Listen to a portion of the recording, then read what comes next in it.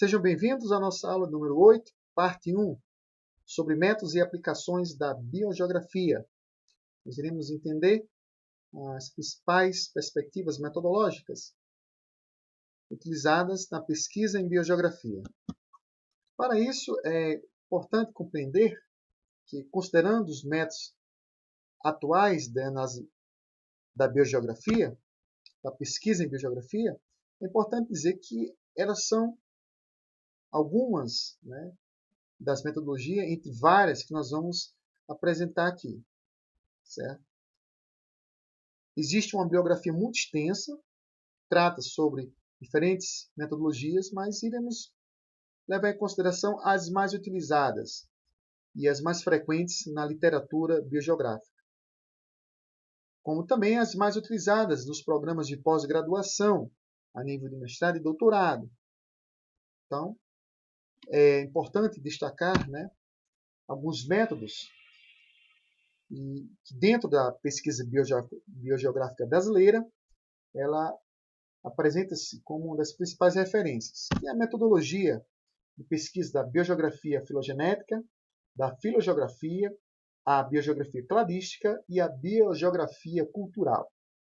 Então, cada uma dessas metodologias, elas apresentam-se como inferências a estudos sobre a evolução genética e distribuição espacial das espécies. E não são metodologias fechadas e absolutas, elas estão em constante revisão e, portanto, elas estão sendo constantemente atualizadas, o que envolve o estudo de processos bastante complexos e eventos que aconteceram há milhares de anos atrás, para explicar a distribuição atual das espécies na superfície terrestre. Então, vamos começar a parte 1 da nossa aula, tratando sobre a biogeografia filogenética e a filogeografia. O que vem a ser a biografia filogenética? Então, temos que compreender, a princípio, o que significa esse termozinho aqui. Filogenética.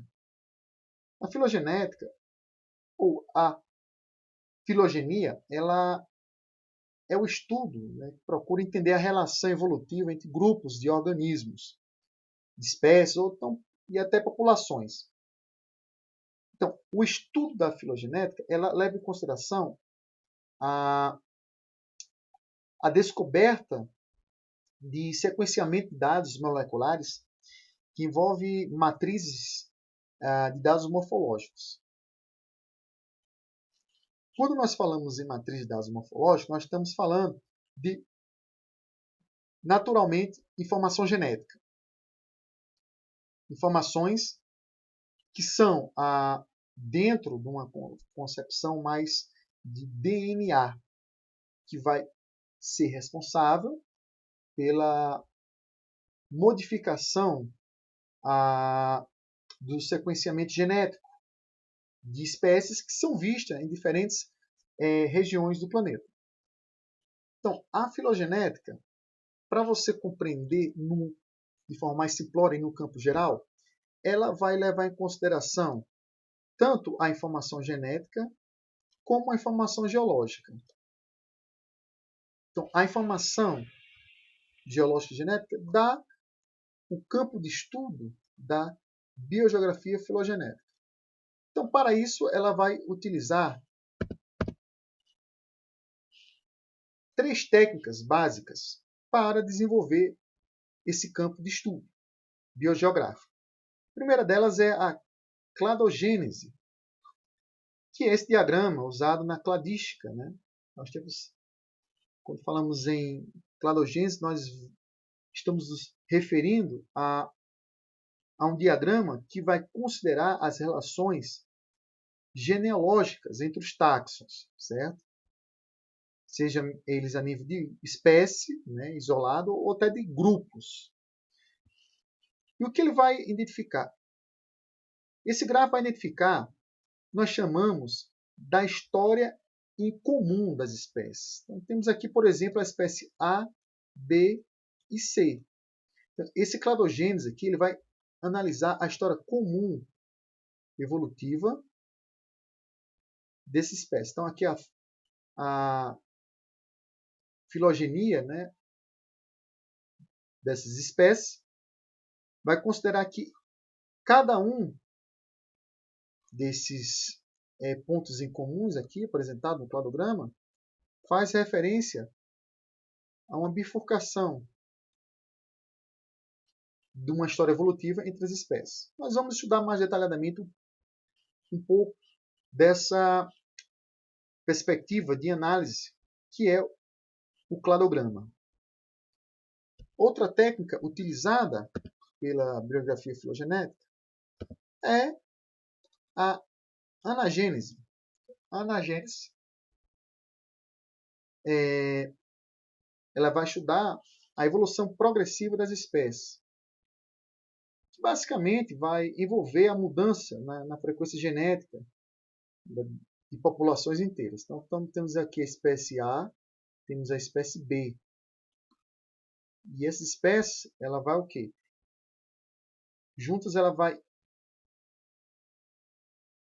apresentar uma frequência de ramificação, de oposição a cada uma dessas segmentações. Então, nós temos aqui um terceiro filamento, ou um evento de ramificação de cladogênese, que vai apresentar uma evolução progressiva dessas duas espécies aqui.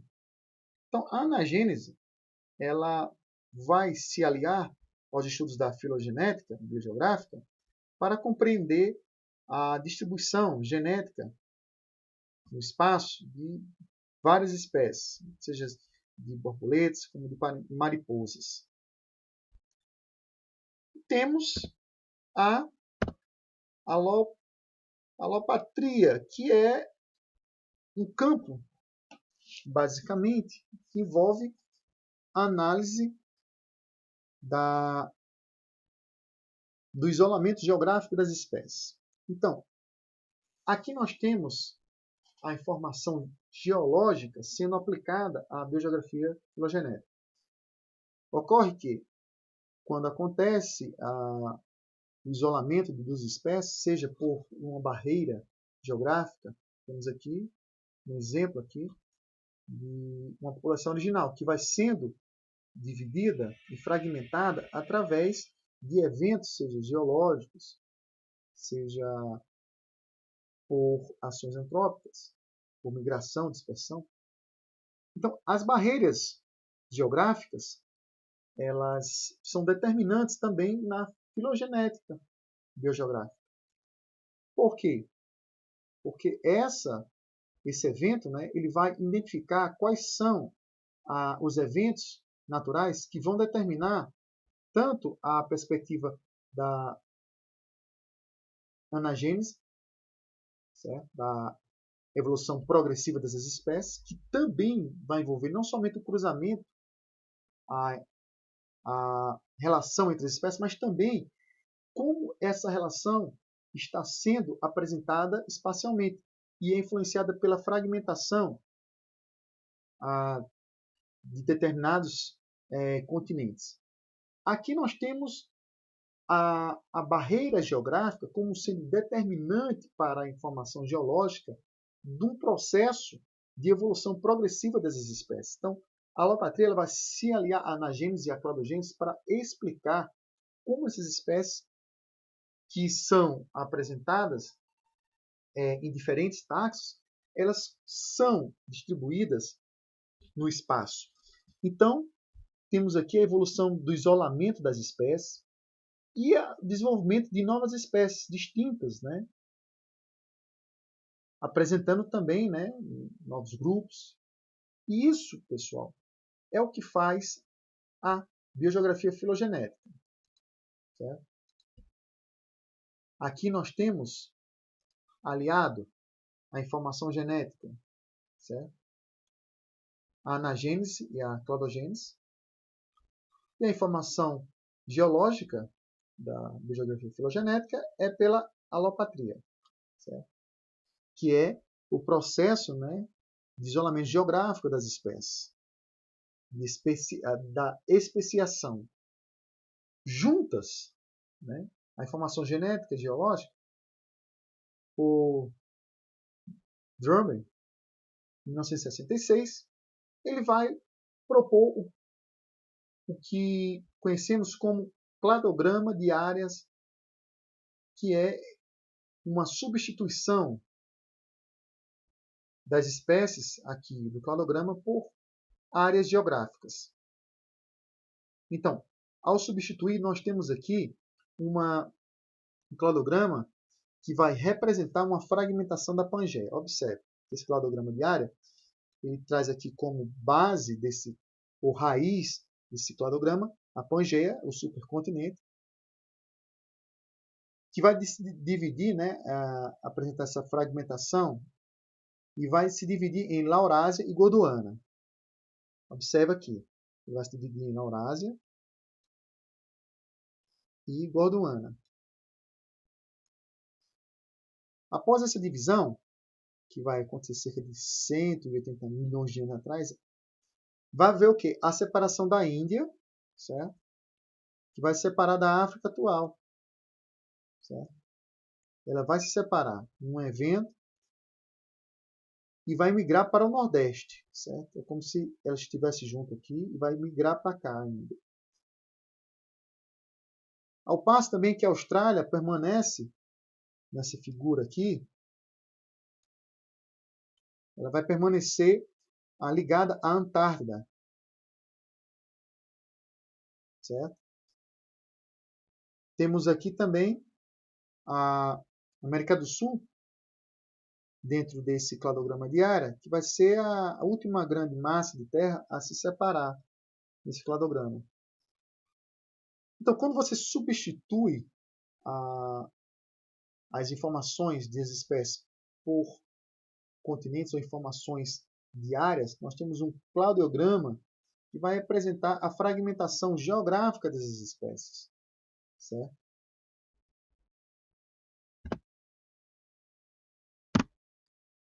Então, ela vai estudar a divergência desses táxons e vai considerar o quê?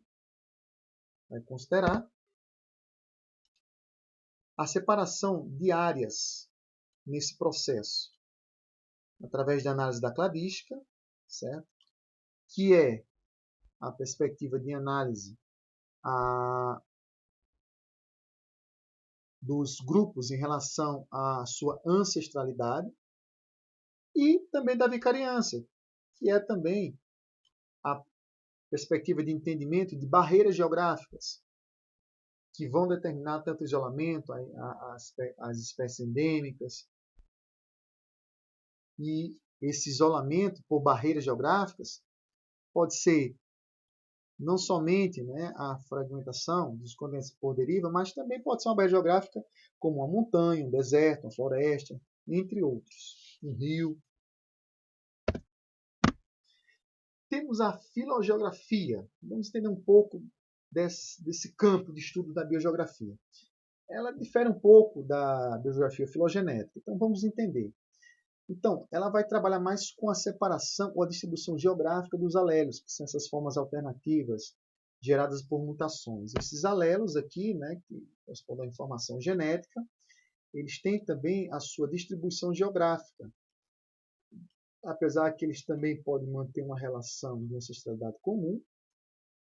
Elas são determinadas e são as suas características fenóticas, por exemplo, como uma espécie de um largato aqui que nós estamos vendo, ela vai também ser determinada por fragmentações espaciais. Então, nós temos que a filogeografia ela vai estudar os princípios e esses processos que vai interferir diretamente, certo, na distribuição geográfica das linhagens genealógicas. Então, a distribuição geográfica dessas linhagens, elas são importantes porque elas vão explicar como os alelos eles foram sendo redistribuídos durante milhares de anos, e vai explicar determinadas ocorrências, né, de espécies no espaço geográfico. Então, temos algumas perspectivas de análise da filogeografia. Então, quando você fala em filogeografia, você une a variação genética e a geografia, ou seja, sua distribuição espacial. Certo? Então, a distribuição espacial e eventos de vicariância, como de separação, isolamento geográfico de espécies, vai determinar a variação genética. Para isso, nós temos que a filogeografia ela desenvolve a análise e a interpretação da distribuição dessas linhagens. Certo? Ela vai também considerar que a distribuição espacial e separação elas estão diretamente ligadas à separação, características presentes nos organismos, o que ele vai conhecer como deriva genética. Certo? A deriva genética ela corresponde a uma variação genética espacial das espécies. Temos também que a filogeografia ela vai lidar com a distribuição espacial de alelos, como eu falei. Certo? Ela vai considerar as formas alternativas geradas por mutações como resultado dessa variação e dessa distribuição espacial dessas linhagens.